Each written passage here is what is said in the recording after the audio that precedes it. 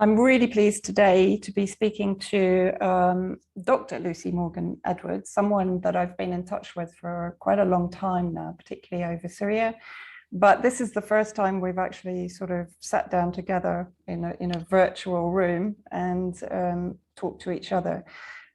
Lucy, I'm just going to give a quick introduction to you from Wikispooks as opposed to Wikipedia, as we were just discussing. You worked in Afghanistan for 7 years. You arrived in Kandahar at the height of the Taliban regime to work for the UN, living, according to Wikispooks, within meters of Mullah Omar's compound. After 9/11, you experienced the Western military intervention as an election monitor, a journalist, and political advisor to the EU ambassador in Kabul. You spent months living in Jalalabad with a tribal family, and this formed the basis of an investigation which led to the publication of your book, The Afghan Solution, the inside story of Abdul Haq, the CIA, and how Western hubris lost Afghanistan, which I think was published in 2011. That's correct, Vanessa, yes. As I just mentioned to you earlier, I had to self-publish that in the end. Why? It was such an uphill struggle getting any of the mainstream to accept a book that went wholly against the narrative of the war in Afghanistan as being the good war. Remember, after we'd invaded Iraq, or the Brits and the Americans had invaded Iraq, and they started to talk about the Afghan war as the good war, which of course it wasn't. And my book was really about how there was an alternative to getting rid of the Taliban, which was a political solution. This political solution had been put together, been constructed by Commander Abdul Haq, who was from a leading tribal family in eastern Afghanistan, which had a lot of history and effectively legitimacy locally. And he had, prior to 9/11, he understood that the Taliban regime was really unpopular in the same way that the Ghani regime had become very unpopular. He understood that it was ready, it was ripe to be toppled. And he was making deals with some of his former commanders who'd now switched over to the Taliban side and were, some of them, fairly senior in the regime, including the deputy interior minister and various corps commanders and security chiefs in an arc of cities throughout the south of Afghanistan. He'd had contacts with those people and with others such as Commander Ahmad Shah Massoud in the north. He'd flown to Tajikistan to see him in the summer of 2001, actually.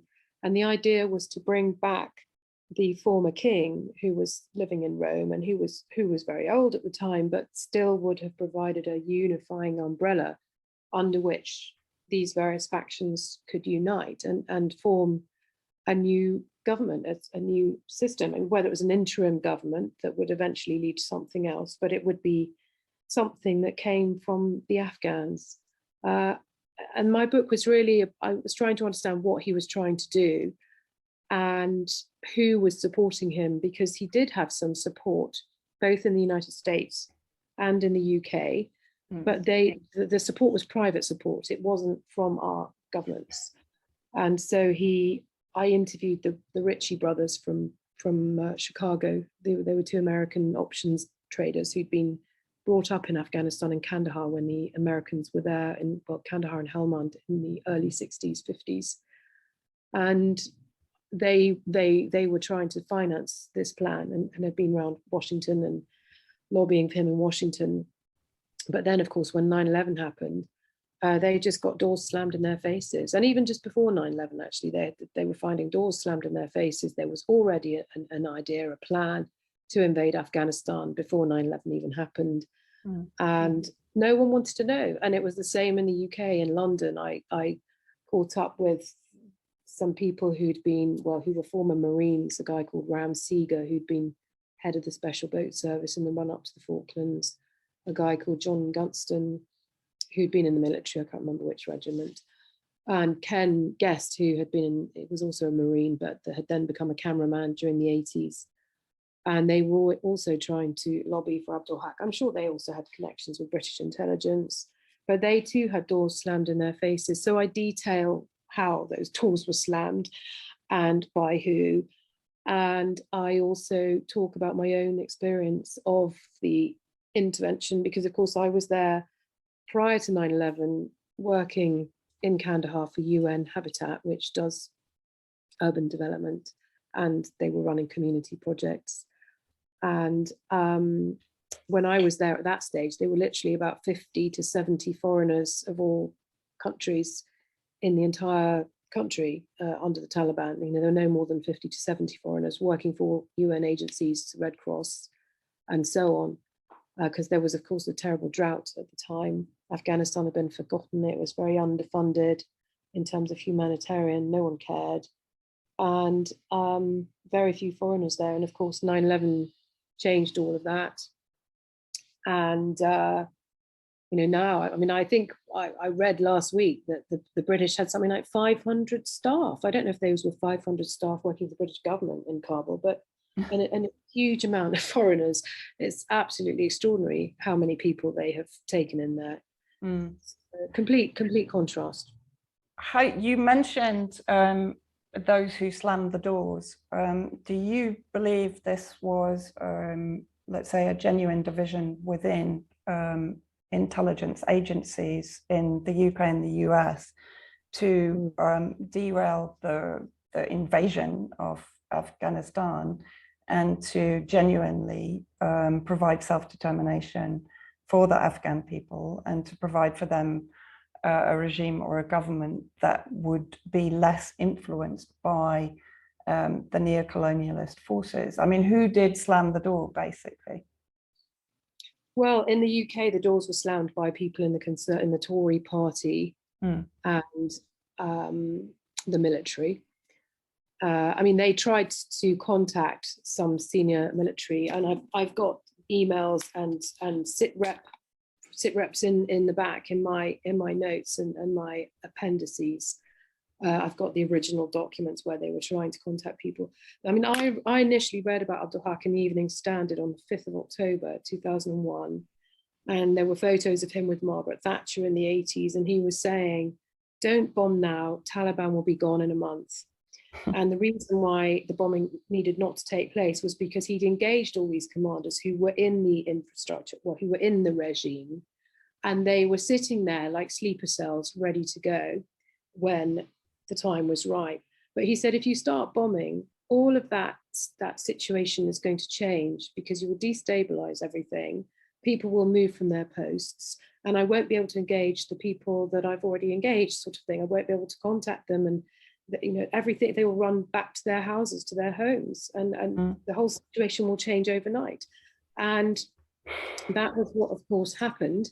He was ignored. He was actually saying in that article of tell Tony Blair to get Bush not to bomb Afghanistan. I don't know if you remember, Vanessa, but after 9/11, there was just this horrific, toxic, male kind of, and well, I guess female, this hysteria in the British press, a bit like what we're seeing today, about the need to go in and deal with Afghanistan and get rid of the places where bin Laden and his people were hiding out and given sanctuary by the Taliban. And it was very difficult to get any sort of alternative voice in at that time. And I tried to write a few articles. I'd never been a journalist at that stage, but I'd done a couple of freelance things on totally different issues. But I pitched a couple of articles, and I did get one in the Daily Mail about what it was like living in Kandahar. And then I got a lot of interviews on TV because I was a bit of an oddball, I suppose, to them at the time. But, you know, as for writing anything, I managed to write something for the, I think it was the New Zealand Herald through some kind of online agency where I talked about the Northern Alliance being quite unsavory characters, and they were certainly not the panacea that they were made out to be, coming in to replace the Taliban. I mean, of course, they were one side of the civil war prior to 9/11, and we've now got back to the stage, it seems like we're reverting to where we were in summer 2001 in terms of the power structure in Afghanistan, because you've now got Ahmad Shah Massoud's son back in the Panjshir with Amrullah Saleh, who was the security chief and deputy to Ashraf Ghani. He's gone back to Panjshir, and now they're calling for support. And you've got Bernard Henri Levy, writing saying we should support them and so on. So what does he want to do? And he just wants to continue the war by other means, continue the war and not allow the Taliban just to take the country and try to make something a bit more stable there. So yeah, it's ironic. We've gone full circle. Yeah, I mean, it's also very interesting when we were talking just before I started recording about the fact that, you know, we're seeing, I call them agents of chaos, you know, journalists like Clarissa Ward and Lise Doucette of the BBC. Clarissa Ward, of course, is CNN, Right. reporting from Kabul airport. Clarissa Ward is clearly tasked with presenting the US troops that, you know, have carried out some of the most heinous atrocities in the region against the people of these countries that they have illegally and unlawfully occupied, bombed, decimated, etc. for decades, but trying to portray them as baby rescuers and you know, kind, generous people that are taking care of the poor brown people, you know, in inverted commas. But this is very much, you know, how it's being portrayed. Lise Doucette, very sort of similar reporting. And I tend, you know, I was watching it last night and I was watching it quite late, and I had this sudden sinking pit in my stomach, you know, that all of these narratives, and as you mentioned, Bernard-Henri Lévy appearing, having his photograph taken with the, in quotes, resistance against the Taliban, the kind of ramping up of the Taliban. I mean, I'm certainly not defending the Taliban, but the ramping up of the threat from the Taliban, etc., and all of this sort of hysteria that's being rolled out in the midst of this. We're supposed to believe sudden withdrawal, ignoring, of course, the fact that the US was having meetings with the Taliban in Qatar, 2018 to 2020, that Afghanistan borders, Russia, China, India, you know, all of the countries that threaten US dominance globally, not only in the region. Yeah, well, that's why they, you know, and I suddenly thought we're coming up to the anniversary of 9/11, the 20th anniversary, and suddenly we're having, as you just pinpointed, this kind of Groundhog Day moment in Afghanistan. And I suddenly thought, my God, you know, are we seeing, we know that after all of the COVID narrative, which is now starting to be exposed, and people are recognizing, or more people are recognizing it for what it is, are we seeing the potential of a new 9/11 to once again sort of ramp up the fear, the war on terror, the actual increase in military action? Or are we seeing the fomenting of a civil war to pull Iran and China and Russia into some sort of quagmire in Afghanistan? What's your feeling on that? Well, I think that the US genuinely, I do believe that when the Biden-Putin summit came to Geneva and they had their meeting at Geneva, I do feel that the US is spent in the region and some kind of strategic decision has been taken to pull out, or that they had to pull out. I don't believe that they wanted to, because the amount of money they've sunk into the infrastructure in terms of their own infrastructure, their own embassy, the bases that they built, etc., they have been humiliated. I don't believe that they would have willingly left had they not lost a lot of power in that region. And I think they couldn't necessarily stay. So the idea is, yes, is to try to foment chaos so that it's not so easy for the Chinese or whoever else is going to be having influence. The Chinese have been there for years. I mean, they've been building roads and so on, quietly doing projects since I was there working for the EU in 2005. They've been there. And obviously there's a lot of trade with Pakistan and Afghanistan, and a lot of the goods that you find in the bazaar are from China. But I think that, potentially they want to foment chaos. I find it disgusting to see all of these atrocity stories in the British mainstream press about what the Taliban are doing to bodies or whatever. I mean, the Taliban are not a completely unified group. They do, though, there is the idea of Sharia law. And I think many Afghans, because of course a lot of the Afghans are in the rural areas, and the rural areas do define the direction of the country, although a lot of these new elites in Kabul and wouldn't want you to believe that. And there are many young people in Kabul, and there are these elites who've been essentially funded by or had some kind of attachment or money. I suppose they've had money that's trickled down from this a huge amount of trillions of dollars that have been sloshing around, thrown at the country by the Americans, even though most of it then went back to the Midwest in the form of contracting with KBR, Halliburton, etc. But you know that there are people in Kabul, and there is a rural divide. There is a rural-urban divide. Although there are a lot more rural people in Kabul than there ever were, for example, in the 70s. That's what Afghans told me. You know, all these people, they're incomers and they don't know how to behave, and they're essentially uneducated rural folk. But there has been a sort of ignoring. I suppose the Westerners weren't really able to travel. They weren't so interested in the regions, and they certainly didn't really want to start understanding the tribal makeup of politics and of democracy, you know, FaceTime, essentially.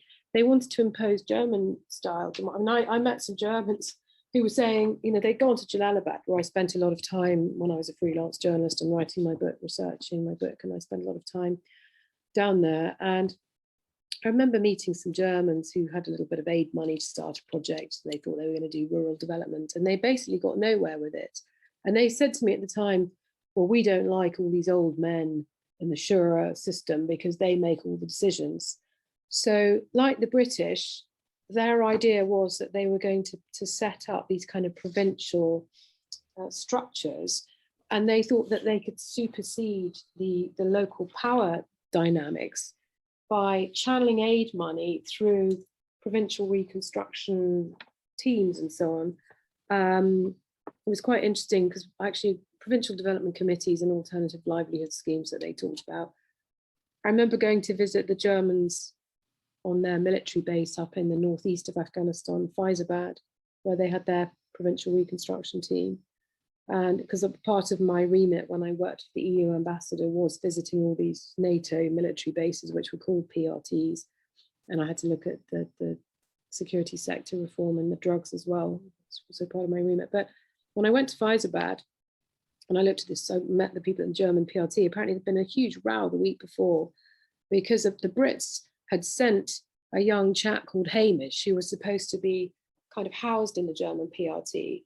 And then the Germans realized that he was actually sitting with the local provincial governor trying to set up provincial development committees that the British were potentially going to channel aid money through. Now, maybe that was all very innocent. It was the time when DFID was still DFID and it wasn't part of the Foreign Office, although they were, the FCO and the military, as you know, were trying to get that under their wing, whether it's because they wanted the resources of DFID or whether they wanted the fusion doctrine so that they could weaponize aid against people that didn't follow the way that they wanted things to work in the country, didn't buy into the local warlords that they wanted to support, etc.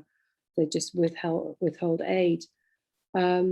But no, so it's quite interesting. I mean, all those PRTs, they all had different ways of doing things, and different countries supported different strong men, and the British supported. I mean, I saw a lot of this in the east in Jalalabad, and of course that's near where the Duran line went through. It's close to the northwest frontier, the Khyber Pass. It's where the British have a lot of history by dividing the Pashtun tribe in that area so that they could really, I suppose, manipulate and cause angst amongst the peoples. The people are effectively divided between Pakistan and Afghanistan. Yep. So yeah, I saw that they were supporting a warlord called Haji Zaman. So they supported him from the Battle of Tora Bora in November 2001. And yet this guy, he's now dead, but he had little legitimacy compared to other actors in that area, and in particular the family that I wrote about, the family of Abdul Haq. So they always seem to choose the wrong people and go and stay in the guy's house, and then they started getting involved in what they thought were drug eradication schemes, where effectively they were going and spraying all the crops of the local farmers, and then failed to compensate the farmers.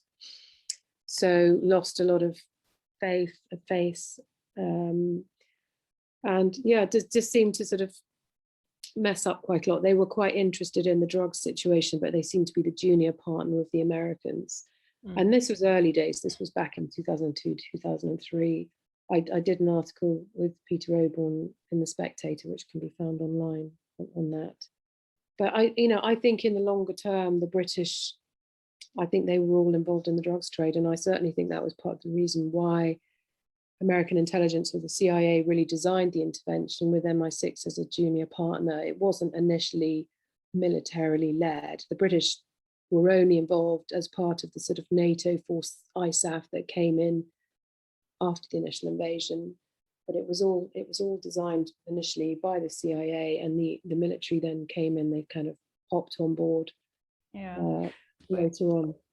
And I mean, Julian Assange described Afghanistan as a money laundering unit for the particularly the United States ruling elite. But from what you're saying, also the UK might have been involved in that to a lesser degree, but certainly they would have been riding in on the coattails of the US predator class, as I call them.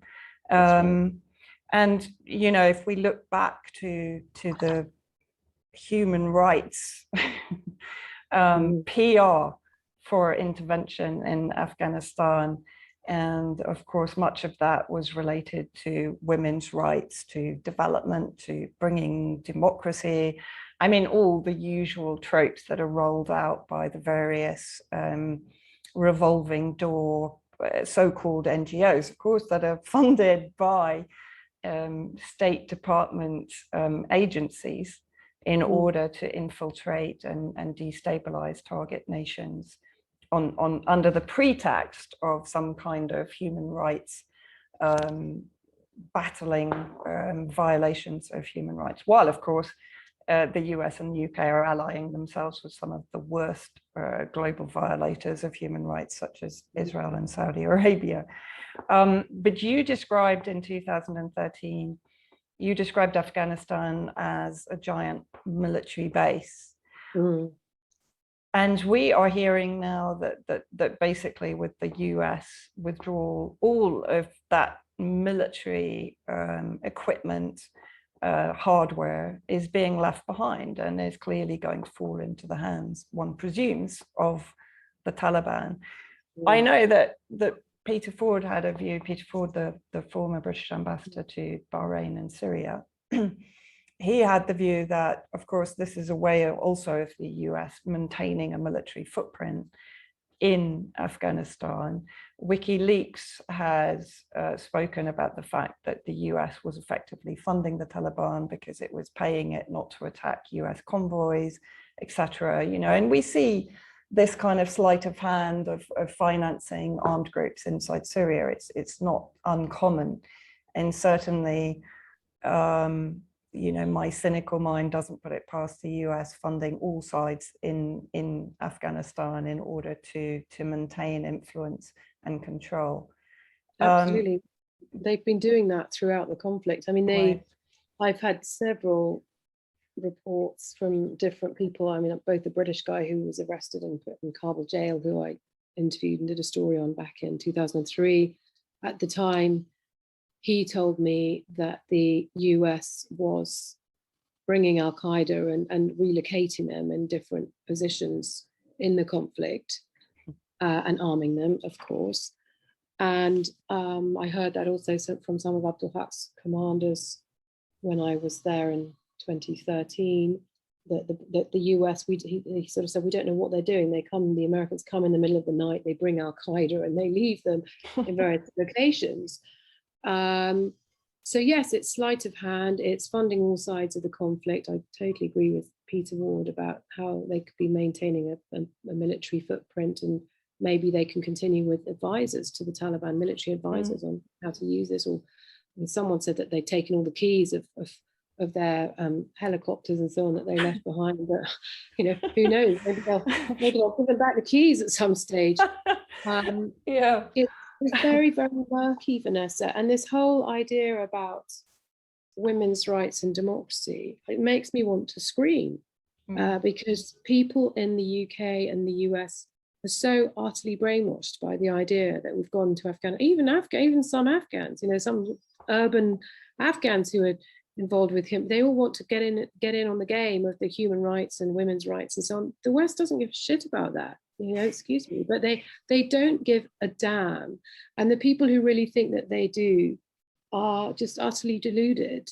It's never been about women's rights. If it was, we wouldn't be bombing their villages and bringing back warlords. And in fact, the women at the emergency Loya Jirga in 2002, I remember the women actually had a sort of screaming match the night before the Loya Jirga started with all these warlords, because Khalilzad, who was the Afghan-born US ambassador to Afghanistan at the time, who was then the ambassador in Iraq, and he's been involved with the negotiations recently with the Taliban, but he basically he forced out the ex-king, and because people were still rallying around the king, but he forcibly said to the king in front of a lot of people publicly, you have to step down. And then he brought the warlords. They'd come to Kabul.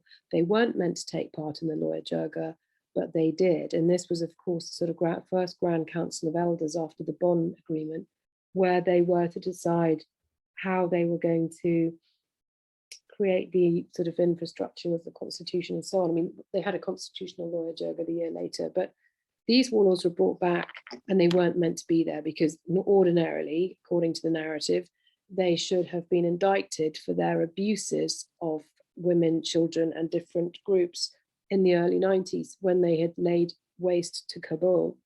And there had been many massacres and appalling violations had been carried out. But yet these were the guys who the British and the Americans and others brought back from exile in late 2001 or September 2001. They were brought back from their bases in Turkey, in Paris, and in London, and brought back and allowed to re-establish themselves in their fiefdoms. And then, in fact, every PRT, most of them, they were all different, the PRTs in the way that they operated, but pretty much all of the PRTs, which represented the different NATO nations, all of them would work with the local warlord in that region. So the Germans, for example, in Faizabad, had their perimeter fence been guarded by the militia of the warlord in that area of the northeast. And at the same time, I had the local people who I talked to saying, this guy is kidnapping our children, he's expropriating our property in the bazaar, he's growing poppy, and we don't know why the Germans are talking to him. And yet you'd have in all the press continually in Germany and in our country, I mean the UK and so on, we'd have all this narrative about how it's all for women's rights and women's participation in politics and so on. And yes, they nominally, women were allowed to become MPs and took some positions, although not a huge amount under Hamid Karzai. But they didn't get, it was all very much face value. They didn't have any power. And normally, they'd have to follow the power of the particular strongman in the area, the village that they come from. So it's all about power politics, and people in the West, I think, found it very hard to understand that. I think also, I mean, that also relates to this narrative that the Taliban were trying to bring an end to the drug trade. But as we've talked about, and this is just me thinking aloud, but it's been discussed that the Taliban is not a sort of homogenous group. It's made up of a number of factions itself, some of which might actually ideologically clash with another faction. And the one thing that I have to slightly smile about, I tend to see all of these groups, whether it's the Taliban, whether it's Al-Qaeda, whether it's ISIS, having spent so much time in Syria, I see them all, as you've described, as warlords or mafia groups. And they will particularly now, of course, because the Afghanistan economy is in a disastrous state, and they're going to need to be bringing in revenue. And of course, the US vulture class is well aware of this fact, and drugs is a huge part of the potential revenue. So while on one side there is this narrative that the Taliban wanted to stamp out the drug trade, that it was the US and the CIA, and as you've said, the MI6 and the UK that came in and effectively, created, I think it's the largest illegal narcotics market in the world. But are the Taliban really going to relinquish that potential revenue? I mean, they've said that they intend to. We'll see whether they manage to do that, because of course, suddenly all of this foreign aid money, not just aid money, but all this money that's been pouring into Kabul through the military industrial complex over the last 20 years, that's all going to stop. And I expect that Afghanistan is going to revert to the way that it was when I was first there, pre 9/11, when we'd had already a 3-4 year drought, and yet the UN couldn't raise the amount of money that it estimated it needed to help Afghans who were internally displaced from their lands, because they'd had to leave their land because of the drought. They'd had to sell off their livestock. They'd lost a lot of their possessions, or had to sell off their possessions because of the failure of the crops in those preceding years.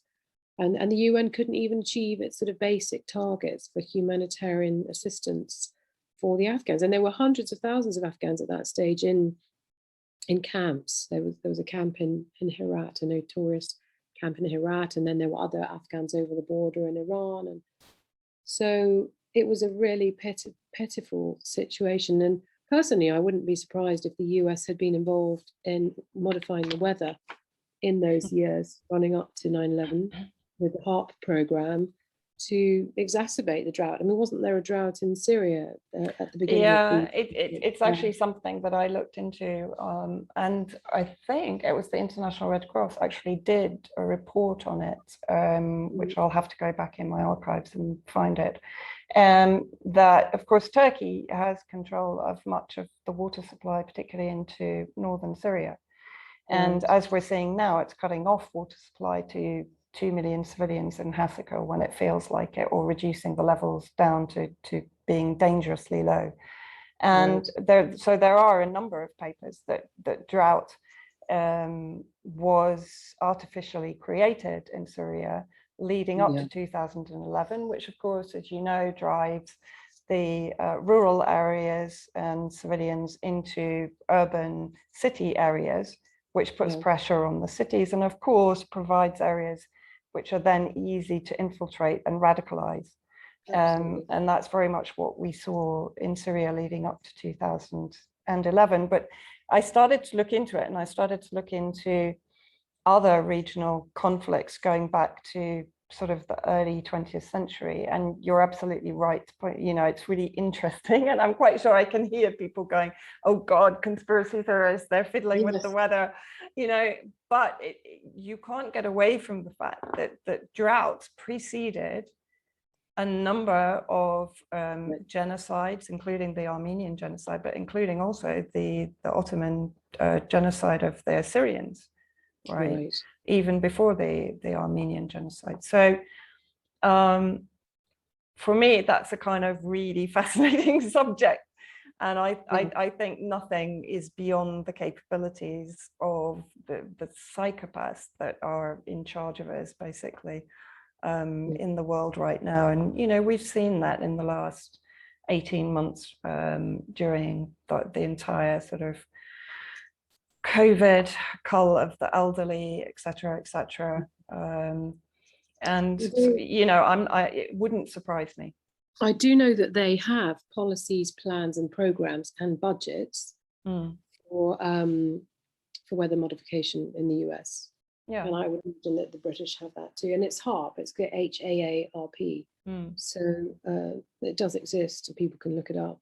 Yeah, exactly. No, I think it's a it's definitely it's definitely an interesting theory, and as I said, certainly I wouldn't put anything past them.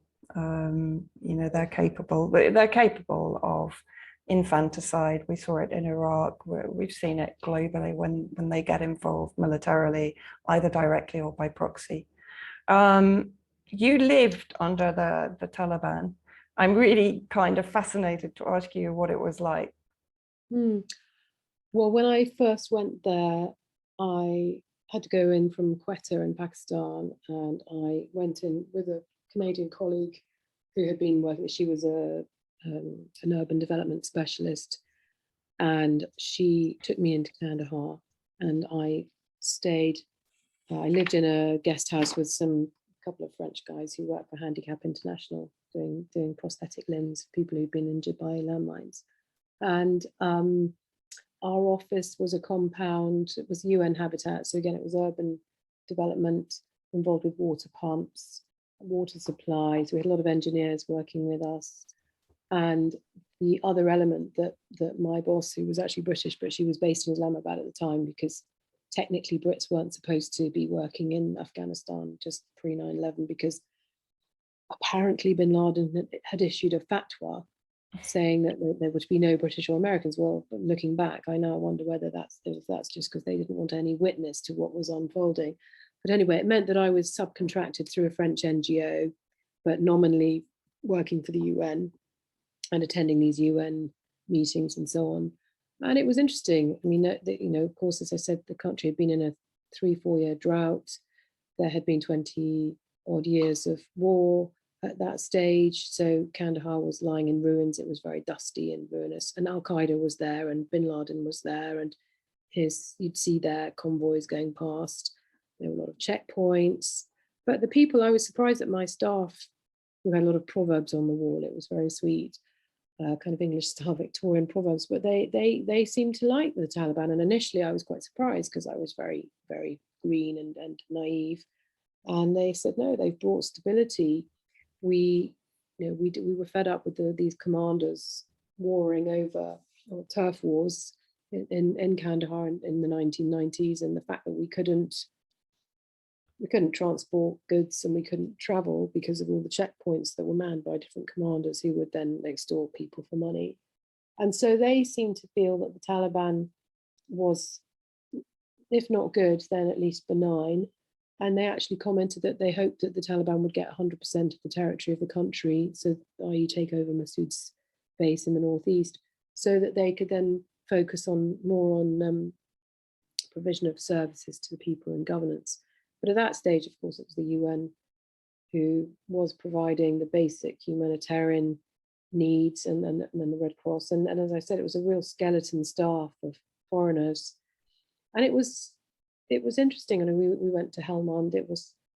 I really liked the people there. They were very friendly towards me, the people I worked with.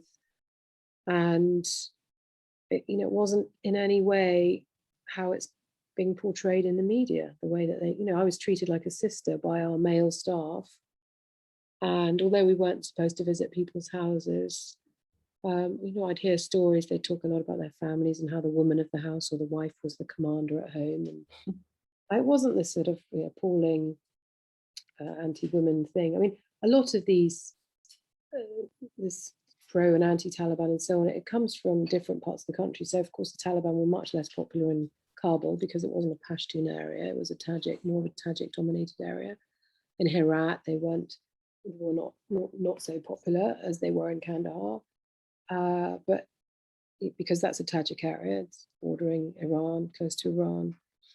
And my colleague like to say, well, of course, in Herat, it's less primitive than Kandahar, and the women are more advanced in Herat than they are in Kandahar. But I didn't find them necessarily that much more advanced. They were a little bit more advanced. I had to deal with women in our little community projects that UN Habitat had set up, which then the British seized upon after 9/11 and became a precursor for trying to roll out these provincial reconstruction teams and so on, through which the British would try to channel their influence.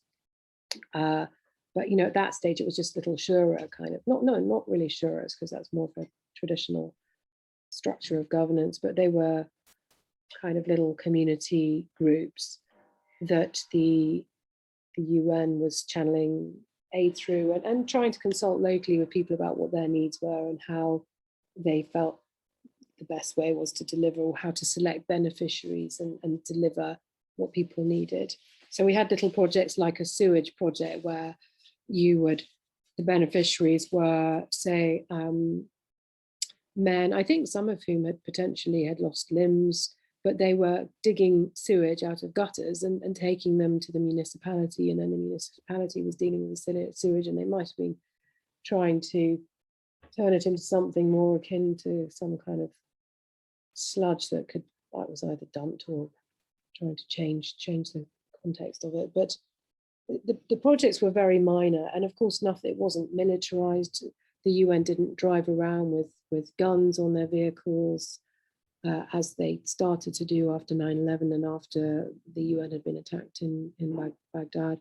There was much more this focus on being, trying not to take sides, trying to be more neutral in the conflict, which the UN was much more neutral before 9/11. But after 9/11, as the years unfolded, they became less and less popular with locals, because they were just being seen as being part of this huge project, this whole idea about democracy. And I remember one elder saying to me in Kandahar after 9/11, when I took the elections chief, Emma Bonino, who was this neoliberal politician from Italy, who, you know, again has ridden in, and her career has all been on the back of Afghan so-called women's rights and so on. In reality, it was all privately superficial. But I remember I took her to see elders in Kandahar, and she didn't even want to engage with them. She didn't want to talk to them. She sort of started smoking in front of them, and they were really concerned. And the one who'd set up the meeting was puffing away on his asthma inhaler, because she was so rude to all these people that he brought from outlying regions and didn't want to talk to them. And her attitude was very much, "You're just a bunch of ragheads, and why aren't there any women here?" And she didn't want to understand their culture. She had this huge arrogance of the European Union, which she'd worked for as a commissioner, and Italy as a politician. And she was essentially she was instrumentalized by Washington and sent there to oversee the parliamentary elections in 2005. And in fact, there was an article in the FT saying that the elections weren't free and fair. I'd actually had a word with a journalist who was Joe Johnson, and I'd said, you know, this is all a load of nonsense. These are not free and fair elections. And he wrote a piece in the FT. And then the powers that be in Washington went nuts about this piece, lent on Emma Bonino. And so she just gave them the required result, which was, oh, yes, of course, these elections were free and fair, and this is democracy. And it was all a load of nonsense. And I just thought, why? I walked away feeling, what a load of hypocrisy and lies. Of course, you can't have free and fair elections in a place where you are arming warlords and strongmen in the regions, because that's what the West was doing. And there has been no process of accounting for previous rights abuses. The whole thing Vanessa, was absolutely a pile of lies and hypocrisy. And of course, midwifed by people like Lise Doucette and some of these mainstream journalists who just want to put the veneer on top of it of what people want to hear. So when I was monitoring elections in 2002 for the emergency lawyer Jirga, CNN and these various American TV stations were obsessed with having footage of women putting ballots into boxes. They weren't interested in what was going on behind the scenes and what was really going on. It was all about what you portray to the camera and what you then show to the public back in the UK. So I was surprised yesterday when I put on the TV, I saw some of BBC.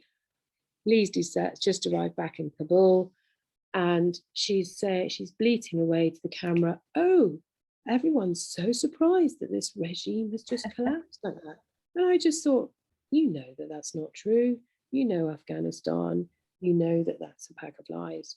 She knows Afghanistan very well, but she was never interested in Abdul Haq, for example. I mean, many of these mainstream journalists wanted to tell me that they were the last person to speak to Abdul Haq on his sat phone, on his Thuraya, before he was taken by the Taliban and killed in October 2001. In fact, he was probably, I think he was killed by the Pakistani ISI, and the British, of course, are behind the ISI. Mm. So, you know, and many of these journalists told me, oh yes, I was the last person to speak to him. None of them were interested in what he was doing and why he was doing it. And in fact, the collapse of the regime that's just occurred in Kabul is very much like the inverse of what he was actually doing in 2001. It was, you know, the regime of Ashraf Ghani represented all the hypocrisy and corruption of the West, has been ready to break for quite a long time. It's been ready to shatter like a ball of crystal, as Abdul Haq talked about the Taliban. It was the Taliban was ready to shatter in late 2001, in summer 2001. And he would have been able to marshal his sleeper agents to hand the regime over to a new system, a new power structure.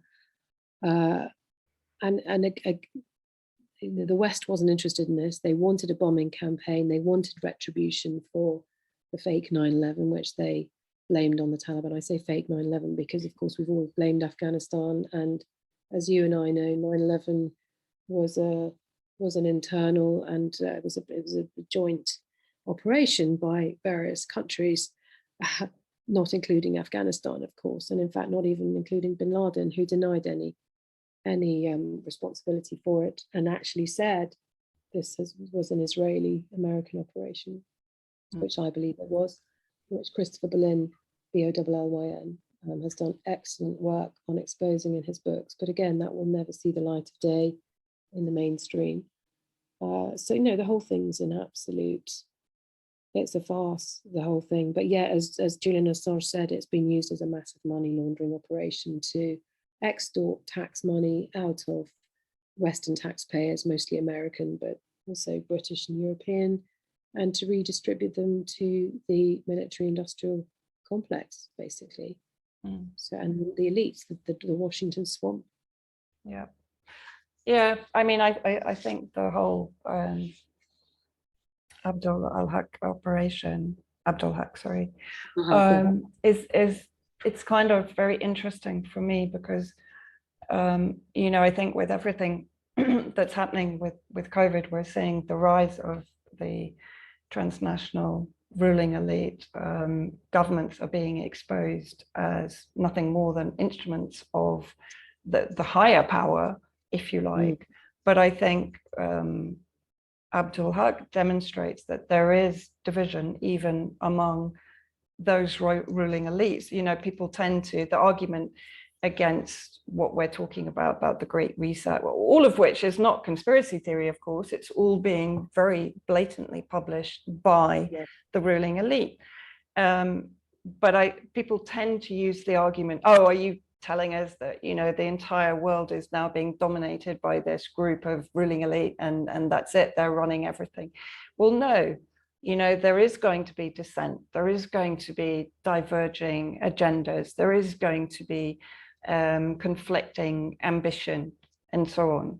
And of course, we're going to see disunity and disarray even among the very most powerful in the world. You know, and in some ways that's kind of my little glimmer of hope. You know, I prefer to see it like that because that's actually human nature. You talked about the Taliban. If you talk about Al-Qaeda here in Syria, you know, it's not a homogenous group. It's made up of all sorts of different affiliates, all of whom will splinter off into a different group if they're losing position, if they're losing revenue, etc. They will split, and that's what I'm saying. It's like a massive mafia operation. Yes. And I see Afghanistan now very much as a what was it, as Lord Curzon described, you know, the chess game. And that's exactly what we're seeing. We're seeing China come in very overtly. Of course, as you said, they've had an influence. Russia clearly has been, as the Soviet Union, the major thorn in the US side, but even now as Russia, it's coming back into the game with a vengeance. Iran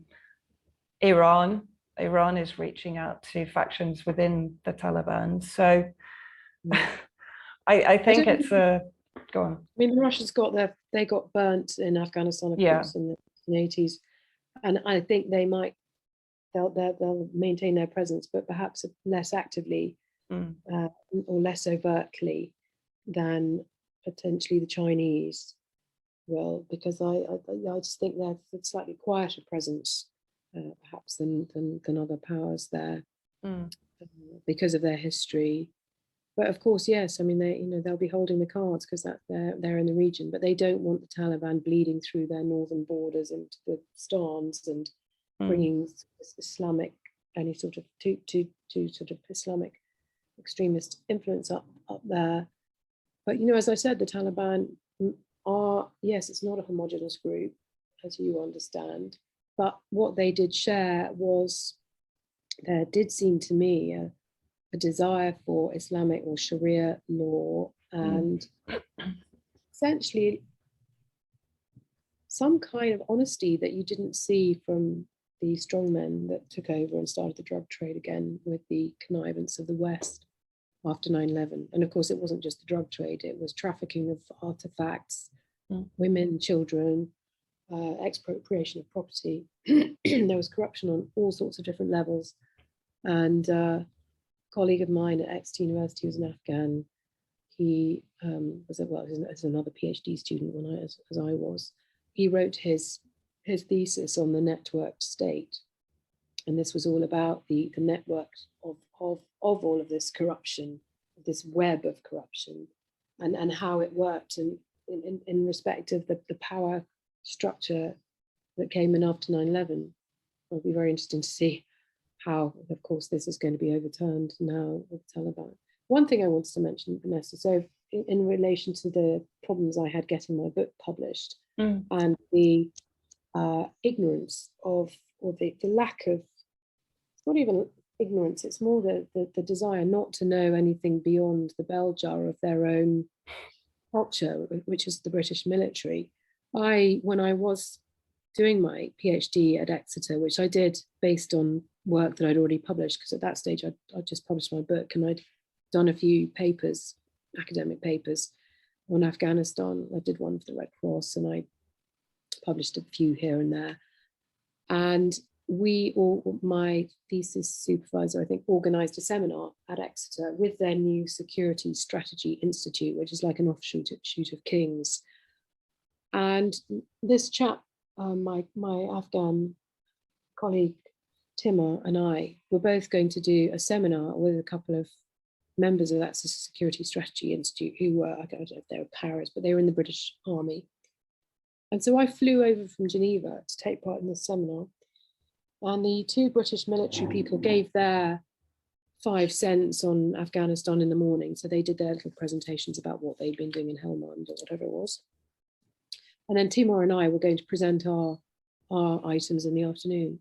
To my astonishment, at lunchtime, the two British guys who'd done their presentation, they literally just cleared off and left.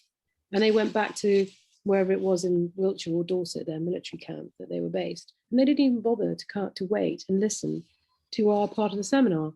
Now in academia, that is just the height of rudeness, but it also, because you don't have a seminar where you just deliver your paper and then leave and not listen to the others and then have a discussion. They just left. And it was just, for me, it illustrated the complete, just complete and utter obliviousness to anything else beyond themselves. And I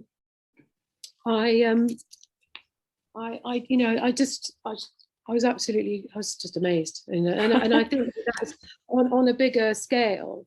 That to me, that is what has happened with the British military in Afghanistan, and it is like a sort of big family. But anyone who's not a member of that family, you're not allowed to talk to them, and they don't want to talk to you.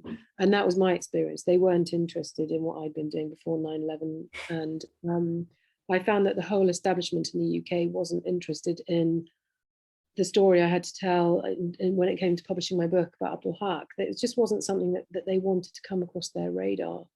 and they operate in a very insular fashion. And I think that it's been such a disaster for them.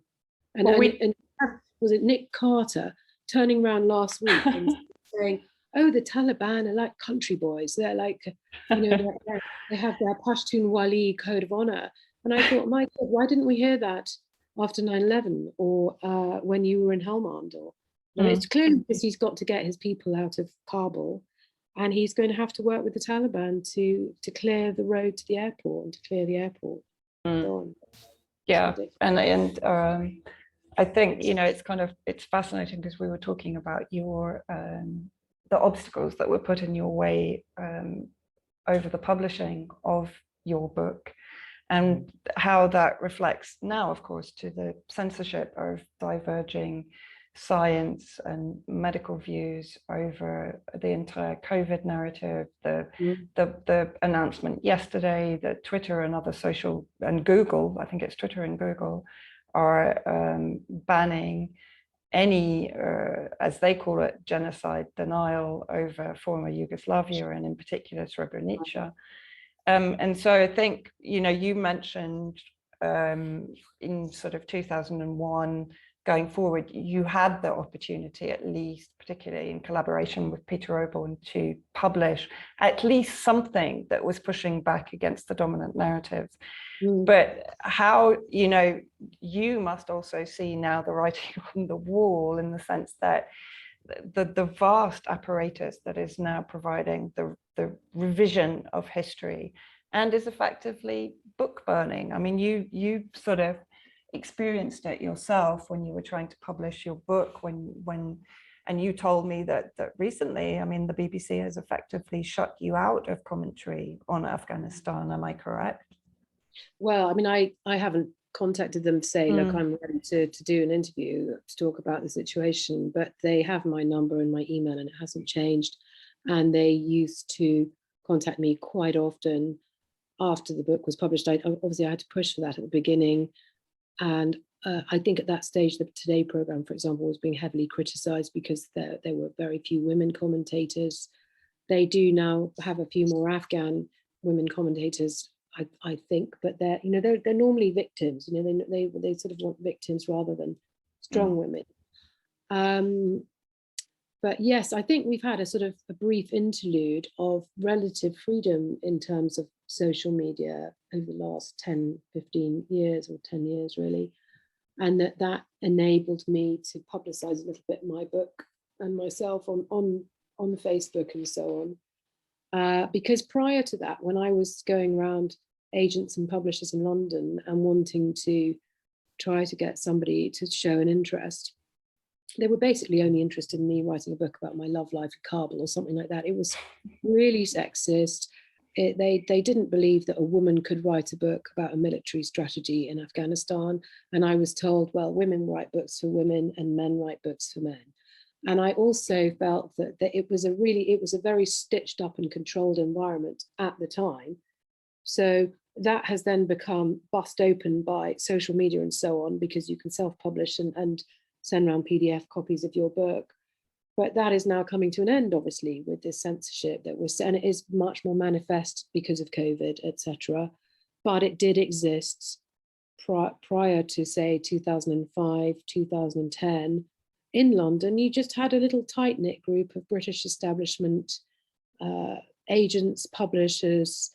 They spoke to each other. I was asked by several whether I was friendly with Rory Stewart and had he seen my book. And I said, well, he wasn't in Afghanistan pre 9/11. And so no, I don't know him because he's not really there. He might have gone there, I think, in about 2006 and done his walk briefly after the Taliban fell. But I didn't see why I should be, what my work had to be filtered through Rory Stewart, who of course is an MI6 agent. But that's the way that's their filtering process. It's about, it was who do you know, and do they think that your work is acceptable? Does it fit the narrative, in other words? And of course, and one thing that I've found, Vanessa, is that pretty much all the journalists that I thought I was friends with, who I knew, people who were writing for the Times and the Telegraph and the Economist and so on in Kabul, they were all MI6. I mean, they were all agents. They were all intelligence. They weren't just journalists. And so none of them were helpful. They were really not helpful. When my book came out, they all wanted me to send them a copy, which I did at my own expense. And then I just got, like, you know, completely ignored, like just no response. And I don't think it was professional jealousy. I think it was maybe a little bit of that, but also that it just didn't fulfill the narrative that was required, which was that there was no alternative to bombing. And we did the only thing that we could do. Well, that was complete and utter rubbish, because even the military now is saying, oh, we needed a political solution, but they never wanted one. And in fact, my experience at the time, back in 2013, when I had to attend a conference at Oxford University, the Changing Character of War programme, I was invited purely only as a sort of third-rate invitee, because I'd co-authored a paper with these two ex-Marines who were interlocutors in my book, who'd been supporters of Abdul Haq. And we'd written a paper called The Tribal Path, which was how to bring security in the regions of Afghanistan through local structures, rather than imposing a centralized government police force or militias. And this had been picked up on academia.net, and a chap from the Changing Character War programme invited one of these two men, and he said, I can't come, and neither could the other one, so Lucy ought to come. She's a co-author. When I went to Oxford to this conference, which was called Transitions, and it was organised by, as I say, the Changing Character of War programme, which is a pretty much, I'd say, an MOD outfit. I was boycotted, essentially. Although the junior chap who was organising the conference had asked me to chair a session, when I arrived to register for the conference, a military chap in military uniform said, oh, have you come to provide secretarial services? So it was a real put down, and I'm sure it was a deliberate put down. I was then told that I wouldn't be chairing my session. I was allowed to deliver my paper, but no one spoke to me for the 3 days of the conference except Piers Robinson, which is where I met Piers and we became friends. He was the only person I could talk to. One female military person spoke to me in the loo and said to me, oh, I really enjoyed your book. But apart from that, I was allowed to deliver my paper, but then I wasn't allowed to publish it. And they sat on it for a year. They pretended that OUP had said it wasn't to be published. And it then turned out that this chap, Robert Johnson, who's head of the Changing Character War programme, who's basically an MOD lackey, and I'd like to know how much funding they get from the MOD. Basically, they're a kind of censorship outfit. And they pretend that they're academia, but they're sort of they're really more military than academia. I think they're just being housed at Pembroke College. I don't know if they're part of the university, but they seem to be there to censor any viewpoint that is not welcome. And of course, my viewpoint was not welcome. I had an inside track on the Afghan rural politics and tribal politics and so on. They weren't interested in that. And I was a woman, they can't deal with that either. And now, of course, they're utterly humiliated because they can't even get people out of Kabul. And they might have to eat some humble pie, but I won't hold my breath, Vanessa. No, I have a bit of a rant, but I think it's necessary because, how much British taxpayers' money is being thrown at these outfits. Exactly. Yeah. Exactly. And they want to control the narrative, and they've done it for the last 20 years. And it's been very, very narrow and very anti-intellectual in a way, and anti-wanting to know what's really going on the ground. And, and they're continuing to do it. That's the extraordinary thing. I mean, they've spent billions, in my opinion, influencing opinion in Syria. There are intelligence operations ongoing with very much the same players who were involved in Syria, in Lebanon, infiltrating security, army, government institutions, and trying to bring a bearing upon events in Lebanon even now. And the British government is an expert at this. probably in some ways more so than America. And of course, you touched on the Durand line and the Radcliffe line, of course, the Sykes-Picot, so on. You know, Britain has its origins in division and the devastation of nations through division, through sectarian lines, through drawing lines, through entire countries.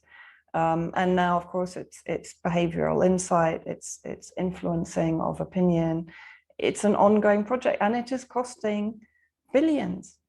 And, you know, people are largely unaware of it. And if it were not for someone like yourself with integrity who lived in the region, and of course they're trying to silence you, you know, and I believe they tried to silence you or to dissuade you even when you were there.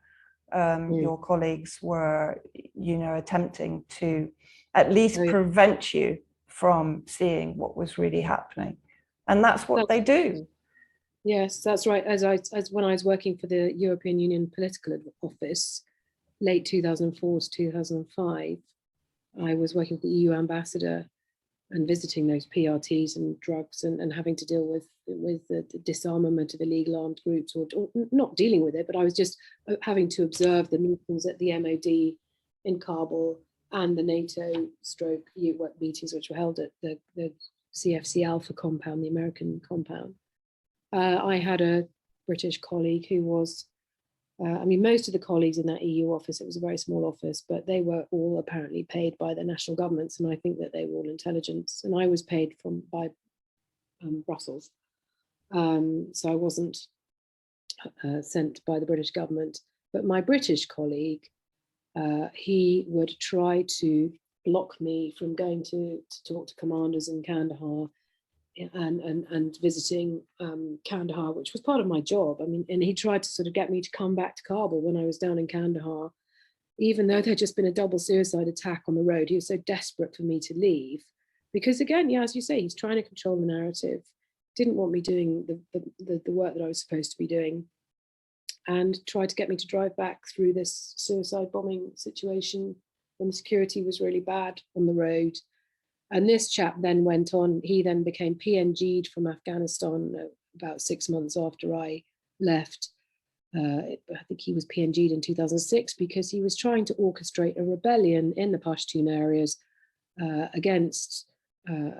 normally against the Taliban, but he was trying to use various commanders and doing it was against the Afghan government, which was the government of Karzai at the time. I think Karzai was absolutely furious that this chap Michael Semple was involved with manipulating commanders into creating small insurgencies that he was then kicked out of the country. Yeah, that was classic MI6. Yeah, absolutely. You know, that's textbook. Yeah, Lucy, thank you so much. Honestly, as I said, you know, without insight like yours and British intelligence, US intelligence creates such complex situations. It's very difficult for people to navigate their way through and to find the core truth. And you know, voices like yours are absolutely essential in understanding that core truth and understanding the geopolitical chess game, as we called it. And so I really want to thank you. It's been fascinating. I could actually keep talking to you like all morning. And we should do it again sometime in the future, because I think, as I said, you know, your knowledge, your experience is absolutely invaluable in understanding what's happening now. So really, thank you. Well, thank you, Vanessa, also for your work. Thank you for having me on, and let's keep in touch, and delighted to come on another time. Lovely. Thank you so much, Lucy. Take care. Bye.